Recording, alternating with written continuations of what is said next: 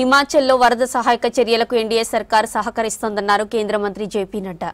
ఉగ్రవాదంపై భారత్ పోరాటం కొనసాగుతోందన్నారు విదేశాంగ శాఖ మంత్రి జయశంకర్. హిమాచల్ ప్రదేశ్పై కేంద్రం సవతి తల్లి ప్రేమ చూపిస్తోందన్నారు ఏఐసీసీ చీఫ్ ఖర్గే. దేశాన్ని కాపాడాలంటే బీజేపీని అధికారం నుంచి దించాల్సిందేనన్నారు సిపిఐ నేత డి రాజా.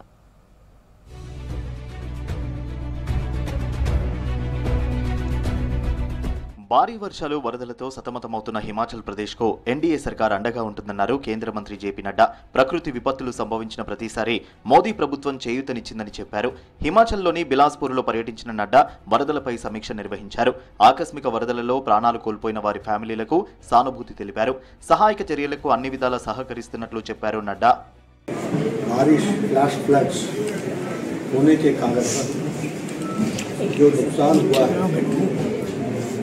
नुकसान जान माल का हुआ है और इस बार भी जो क्षति हुई है उसके लिए भारत सरकार तत्पर रहेगी, त्वरित रहेगी और जो राहत का कार्य होना होगा उसमें जो मदद की आवश्यकता होगी उसको भारत सरकार पूरा करेगी. ఉగ్రవాదంపై భారత్ పోరాటం ఆగదన్నారు విదేశాంగ మంత్రి జయశంకర్. టెర్రరిజాన్ని ఏ దేశం కూడా లైట్ గా తీసుకోవద్దన్నారు. అమెరికాలో జరిగిన క్వాడ్ విదేశాంగ మంత్రుల సమావేశంలో పాల్గొన్నారు. ఈ సందర్భంగా పహల్గామ్ ఉగ్రదాడి గురించి ప్రస్తావించారు. ఉగ్రదాడుల బాధితులు ఉగ్రవాదాన్ని ప్రోత్సహించే వాళ్ళు ఒకటి కాదన్నారు జయశంకర్.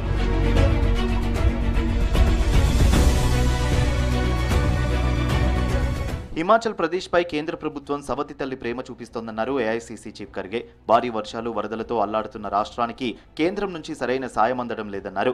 హిమాచల్ ప్రదేశ్కు ఇవ్వాల్సిన పెండింగ్ నిధులను ఉద్దేశపూర్వకంగానే అడ్డుకుంటోందన్నారు. 2023 నాటి వరద సాయమే ఇప్పటికీ మంజూరు చేయలేదని తెలిపారు. కాంగ్రెస్ పార్టీయే 4500 కోట్లు ఇచ్చిందన్నారు. ఈ మేరకు ఎక్స్లో ట్వీట్ చేశారు ఖర్గే.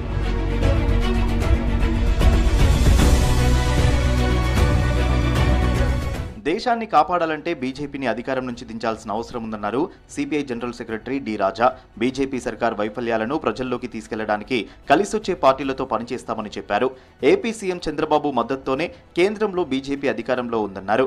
మోదీ సర్కారుకు మద్దతు ఇవ్వడంపై చంద్రబాబు, నితీష్ కుమార్ పునరాలోచన చేయాలన్నారు D Raja. BJP doesn't have absolute single party majority in Lok Sabha. BJP has to depend upon TDP and JDU of Nitish Kumar, and they claim they have a stable government. Now I would like to ask Mr. Chandrababu Naidu, how long you are going to be in the company of BJP, which is undermining the federal principles of our country. దివ్యాంగుల సంక్షేమాన్ని NDA సర్కార్ విస్మరించిందన్నారు RJD నేత తేజస్వి యాదవ్. గత 11 ఏళ్లలో దివ్యాంగుల కోసం మోదీ ప్రభుత్వం చేసిందేమీ లేదన్నారు. పాట్నాలో జరిగిన దివ్యాంగుల జాతీయ సదస్సులో పాల్గొన్నారు. మహాగఠబంధన్ అధికారంలోకి వస్తేనే అందరికీ మేలు జరుగుతుందన్నారు తేజస్వి యాదవ్. आपको पंख देना चाहते हैं, ऊंची उड़ान देना चाहते हैं.